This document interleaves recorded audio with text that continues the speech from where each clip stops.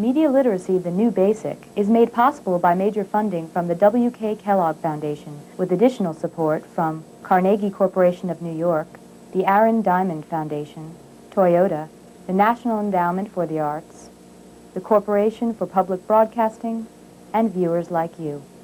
We and our children have to learn a whole new language made up of sound, image, text, and data bits. Call it media literacy. Call it the new basic. Children are spending more and more time with these technologies, especially television. It's Miller time.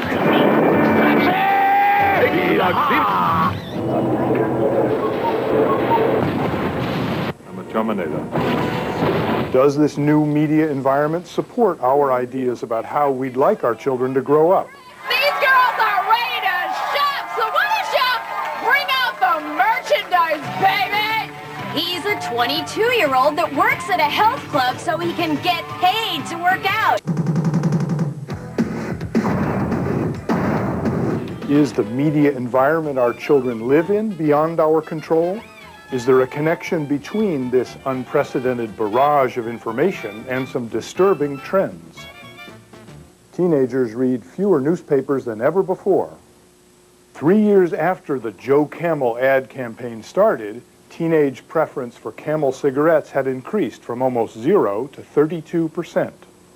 Obesity among children is increasing. I'll be here with you to help make exercise a lot of fun. Eating disorders like anorexia and bulimia are also increasing. Between love and madness lies obsession. The United States has the highest incidence of teenage pregnancy in the developed world. Adolescent suicide is on the rise. Children are unique. They are uniquely susceptible to television's influence. Victor Strasburger and other supporters of media literacy participated in a national video conference in the fall of 1996. Kids see 2,000 acts of violence a year. They see 2,000 beer and wine commercials. They see 15,000 sexual references. By teaching kids about how to use and understand the media, we are essentially able, or we could, protect them, immunize them, if you will, against those things. This is a real health issue. Especially where I come from in Colombia, sex is not permitted before marriage. It's really wrong. And then you come here and you see it all day on TV and you start seeing it like it's not as bad. Then you start thinking, maybe I'm wrong. Maybe sex is not that bad before marriage. We're lagging behind now in teaching media literacy as a part of a school curriculum. And it shouldn't be a course in schools called media literacy. It should be in every course there is. Because how else people are going to learn? They're not going to learn now by reading books alone. Advocates of media literacy define it this way in 4 parts. First is access to today's technology, and that means knowing how to use them. It's just like you have a book, you also have to know how to read it. Second is analysis. How is it put together? Take it apart. Third, evaluation. Is it good? Is it bad? Is it well made? Is it poorly made?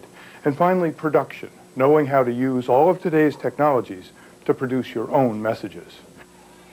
Educators in Public School District 18 in Brooklyn, New York, have decided it is their job to make sure students are media literate. Kids spend at least 3 hours a day watching television, sometimes 6 to 8 hours on the weekend. I can't compete with that visual medium. If I use that medium to help them, then I've got them on my side. You know, slow zoom. We open up on a long with slow zoom in. So Laura, okay. You're gonna have yours. This place is the motivational tool. They see this, it's like toys to them. But the response to them is that you're not going to play with the toys until we produce.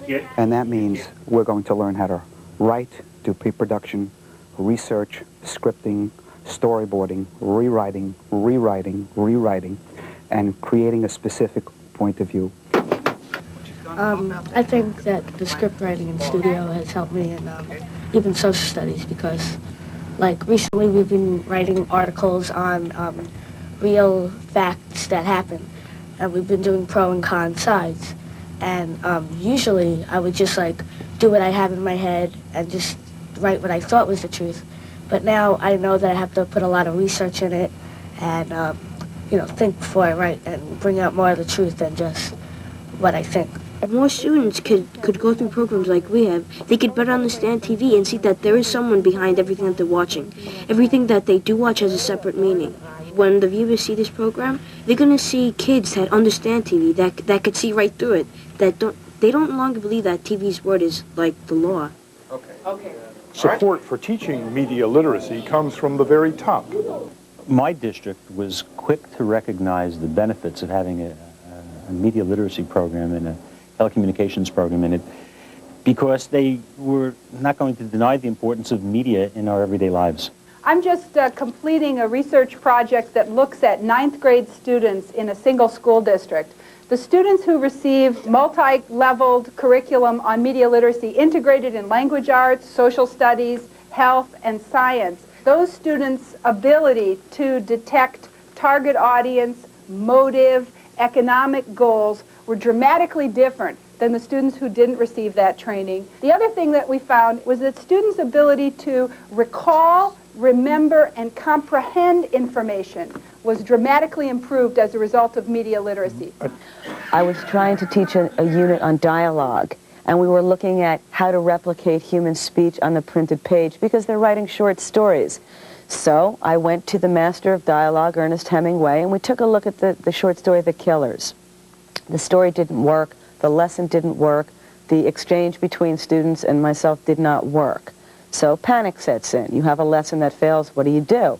Well, I turned to the media, and I brought into one class an episode of My So-Called Life, and to another class an episode of Roseanne. And we listened to dialogue. We listened to the way contemporary people speak. We listened to slang. We listened to nuances. And the dialogue, the interaction between students and students and students and myself was exhilarating. Sparks were flying. My students are generally non-readers. And I think the greatest challenge an English teacher can have is teaching students to appreciate the written word and also to express themselves with language. So a television show is a text, a film is a text, and they deserve to be revered as such. We go multimedia. We use the television over here, and we buttress it with reading over here. That's the only way we're going to get a population intelligent enough to exercise its franchise knowingly. We should teach skepticism. That's what needs to be taught in all media, to be questioning about what you read. Question what you hear, what you see on television. Check other media. It's extremely important, I think, if democracy is to survive, that the people who vote have access to the facts. And not just facts, where they can sort out biases, where they can know whose axe is being ground, they can know the political climate, they can know the economic considerations of messages that are hurled at us all the time. In our schools, every classroom in America must be connected to the information superhighway with computers and good software and well-trained teachers. If every classroom gets wired to the information superhighway, then it's logical to assume that the deluge of information is only going to intensify. Does that strengthen the argument for educating our children to be media literate? Do we need a national policy on media literacy?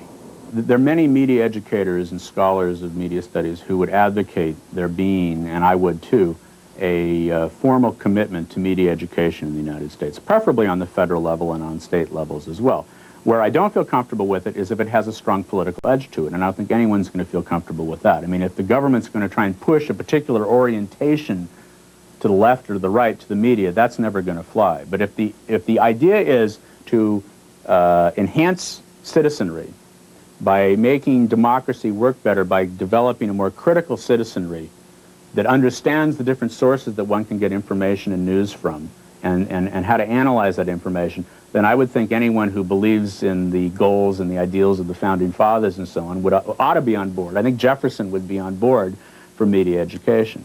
There will be a national policy for media literacy in our country, and it will be to the good of all people who vote. It'll be to the good of all people who work in electronic media. It'll be good even for the economic health. I think in a free enterprise system where you have competitive broadcasting, it will be served well by having a more media literate constituency. I have a hunch that Thomas Jefferson might say that to keep democracy alive today, we need to be able to read all the media, not just books. But that doesn't settle the question about whose job it is, schools or families, to teach children how to read television and other media. That's for you to decide. What's your perception of the stereotype? They automatically have all the evidence and all the witnesses and everything they need to bring the guys they have to bring down. On TV, they always catch the band almost 3 months to get one witness, and they show it like, it's the witness, and it's not that easy.